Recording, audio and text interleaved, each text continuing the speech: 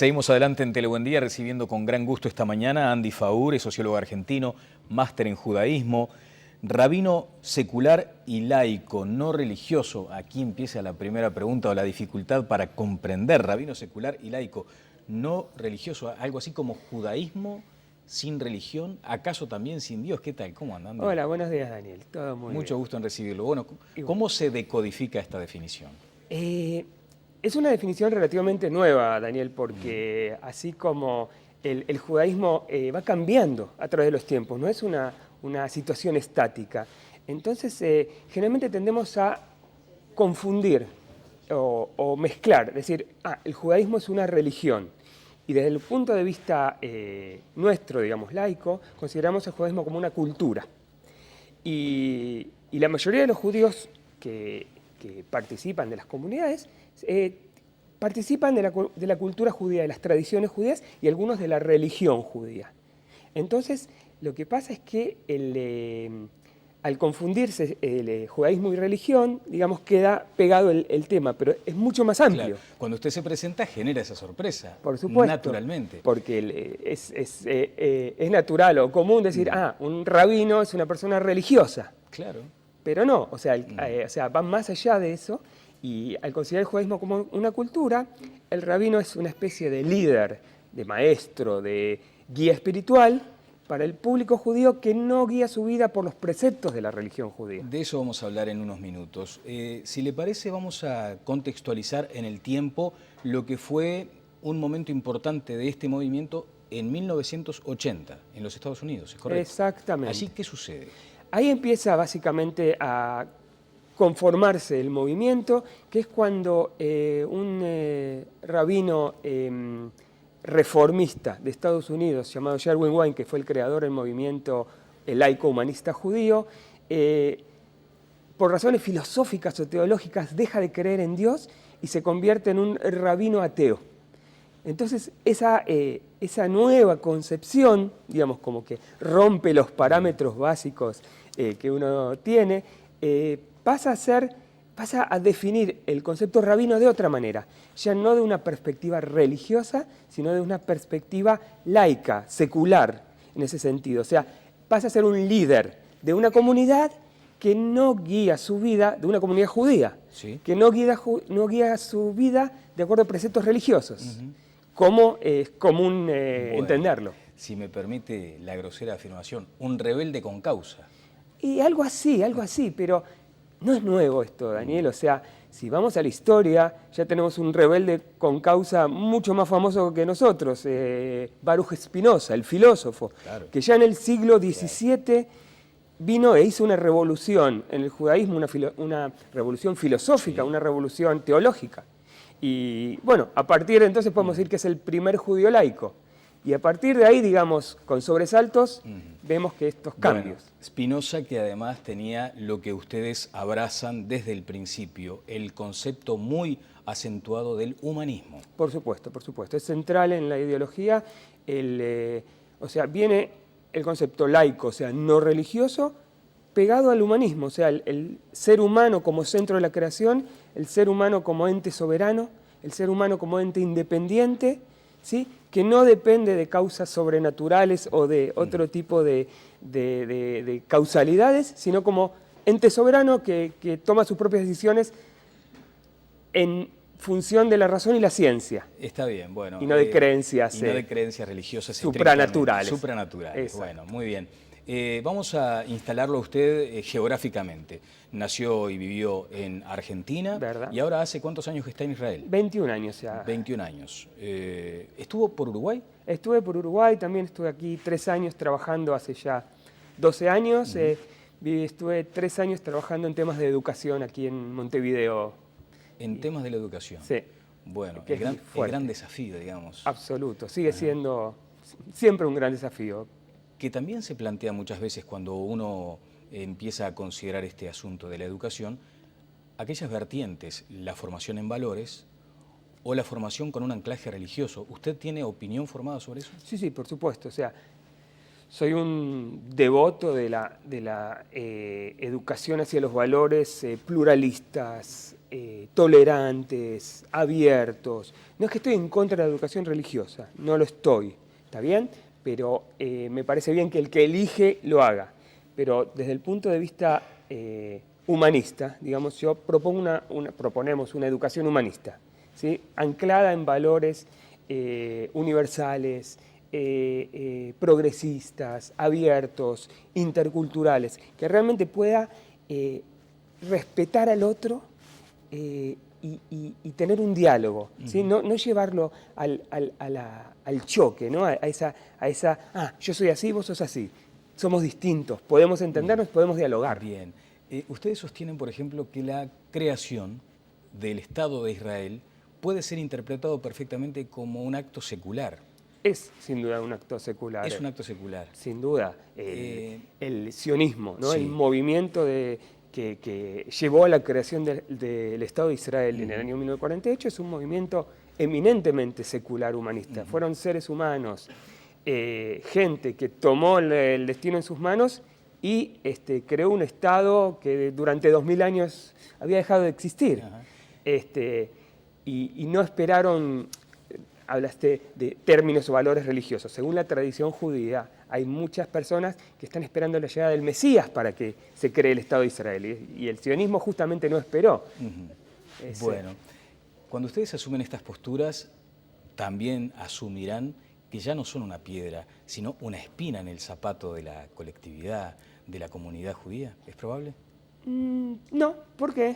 ¿Por qué lo pensás? Porque muchas veces ustedes han sostenido alguna línea para incorporar a la ortodoxia y se han enfrentado a dificultades y hace ruido, digamos, la postura que ustedes plantean hace ruido. Exactamente, eso es verdad, hace ruido, pero hace ruido desde lo nuevo, yo creo, desde lo renovador, desde una visión que cuando vos hablas de ortodoxia, que es verdad, es una posición conservadora, ¿está bien? O sea, ¿y la postura que ustedes sostienen es rupturista? Es progresista, diría, no rupturista. O sea, respetamos absolutamente, y por eso está muy pegado al pluralismo. O sea, somos laicos y pluralistas. Aceptamos, entendemos y respetamos todas las visiones. No es que estamos en contra de alguna o de otra.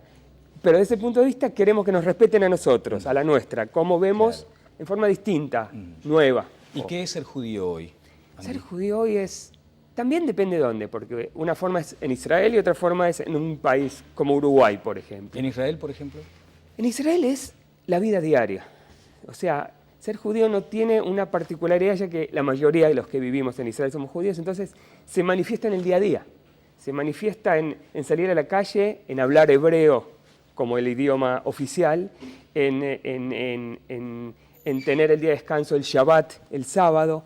O sea, la vida es una cosa mucho más del día a día, una cosa cotidiana. Natural. Natural. Vivís, salís. Bien. ¿Y cuando se transpone la frontera? Y cuando se transponen las fronteras ya implica otro tipo de participación, porque la persona judía que vive en Uruguay, ¿sí? Es una persona uruguaya, vive en Uruguay de acuerdo a los parámetros de la vida, Uruguay, en Argentina o en donde sea.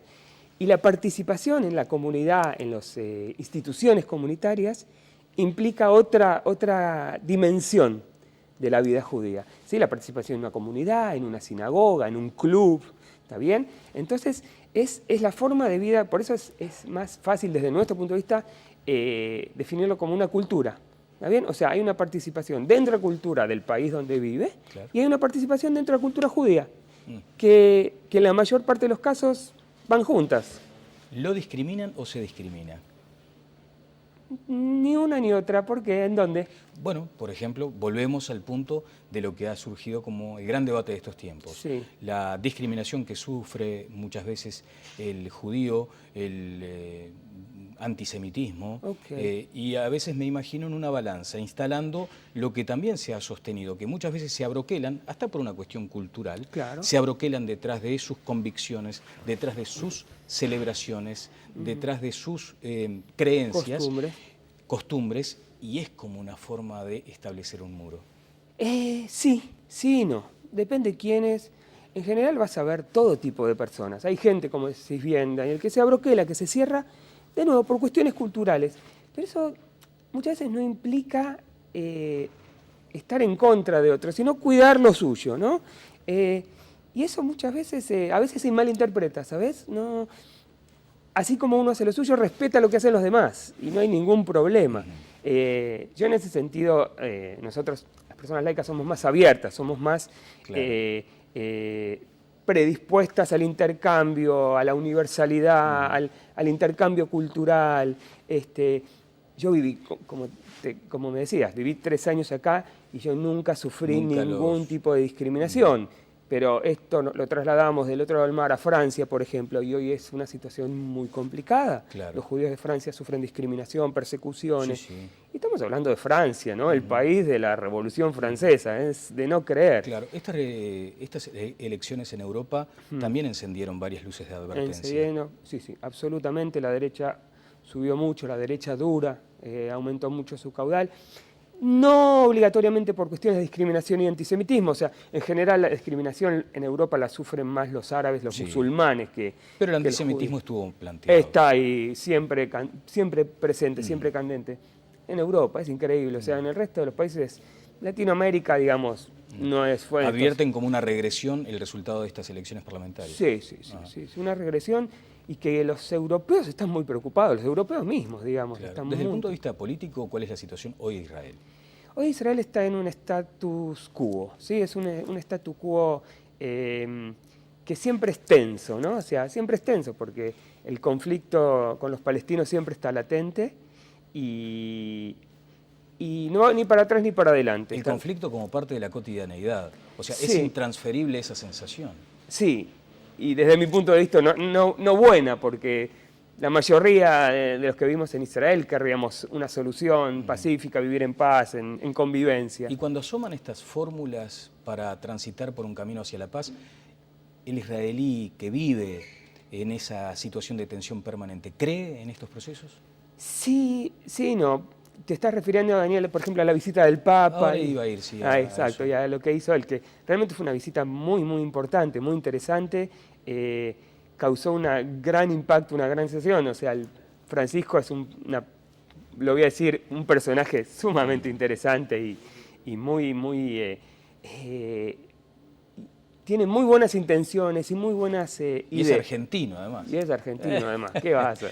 Pero él está transitando por un camino viable, digamos, por un camino que puede estar coronado por el éxito. Desde mi punto de vista, más simbólico que real. Más simbólico que real. Sí. O sea, no veo, espero equivocarme, Sí. no veo que esto vaya a disparar algo que vaya a mover algo de la situación del statu quo de hoy. ¿Y estos gestos no permean hacia la sociedad israelí? Ojalá que sí. O sea, por un lado es lindo y es ver, ok, hay como una lucecita al final del camino, se puede, pero que baje al terreno ya es más complicado. Bueno, decíamos hoy esas actitudes que muchas veces se asumen, tiene que ver con el aspecto de la celebración, ¿no? O de esa religiosidad a veces tan acentuada y esa cuestión que muchas veces cuesta entender. ¿Los caminos que hoy se transitan para combatir el antisemitismo, en términos generales, son los correctos?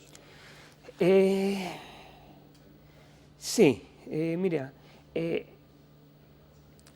hay que buscar las causas de este antisemitismo. ¿Sí? Muchas veces son causas políticas, muchas veces sociales, muchas veces económicas. Pero digo, con tantos años siguiendo como un camino, ¿no se está pegando más en la herradura que en el clavo? A eso apunto. Depende en dónde. En algunos lugares hubo éxitos en esta lucha contra... Y no solo el antisemitismo, sino el racismo, la discriminación en general, Daniel, porque realmente es un fenómeno que no es solamente contra los judíos, porque los judíos somos en algunos casos ¿cómo se dice? Una parte de esto nada más, ¿sí? Porque la lucha en realidad es en general contra el fenómeno de la discriminación y el racismo en general. Los judíos somos uno, los negros son otros, los árabes muchas veces son otros, y así sucesivamente. Mira, los judíos estamos más acostumbrados a trabajar y a combatir este tema porque lo sufrimos de hace demasiados años y todavía, como recién dijimos, no fue solucionado. Es increíble que en el siglo XXI todavía estamos con estereotipos y parámetros de la Edad Media. De la Edad Media. Exacto. Y bueno, en algunos lugares mejor. También depende de la sociedad, ¿entendés? O sea, hay sociedades que son más propensas a la discriminación, al antisemitismo, y hay sociedades que menos. En algunos lugares el trabajo resulta mejor, el trabajo de lo que se llama esclarecimiento, el trabajo de poder mostrar una cara distinta, de que los judíos no somos los diablos que venimos acá a dominar el mundo, sino somos una cultura diferente como cualquier otra cultura y queremos convivir. Una cultura diferente, no una religión. Exacto. En esa línea va a ir, por ejemplo, hoy se va a vivir un Shabbat diferente, digamos, ¿no? Será a partir de las 7:30 de la tarde en el Hotel Palladium, donde tú estarás conversando con quienes quieran asistir. Es una entrada, es un evento libre, digamos. Libre, absolutamente abierto, para aquellos que les interese escuchar la forma en que nosotros vemos y vivimos el judaísmo de una manera distinta. Están invitados porque realmente es una oportunidad, no se me da por venir mucho a Uruguay, lamentablemente, me gustaría venir más, pero es una oportunidad muy, muy buena para aquellas personas interesadas en ver, venir, preguntar, porque la idea es... En escuchar lo diferente, digamos, en algún caso. Totalmente. Bueno. Y preguntar porque la idea es que sea abierta, un debate, un intercambio de ideas. Muchas gracias. Un placer, Daniel. Andy Faur estuvo con nosotros. Vamos a ir a una breve pausa y seguimos adelante en Tele Buen Día.